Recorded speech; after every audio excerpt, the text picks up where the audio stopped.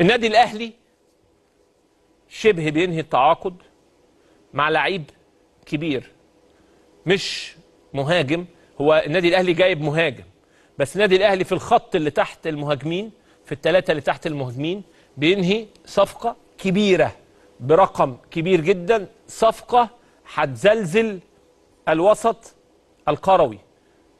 النادي الاهلي شغال كام في صفقتين، اسمين كبار جدا جدا جدا، منهم اسم بيقترب من الانتهاء او بيقترب او الصفقه بتقترب من انتهاء، اسم هيودي الحته دي في منطقه ثانيه، هيودي الاسم ده في منطقه ثانيه.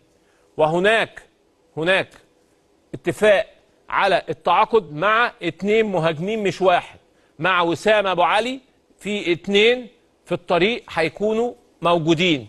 كهربا بيقترب من الاعاره، وكولر بيراجع نفسه في 2 لعيبه كان اخذ قرار نهائي، ومش هقول عشان ما يكونش فيه احراج، في 2 لعيبه كان اخذ قرار نهائي، وفي ناس كلموا انديه في مصر لو عايزين اللعيبه دي خشوا تفاوضوا، ولكن الكابتن خطيب من اول دقيقه استنى.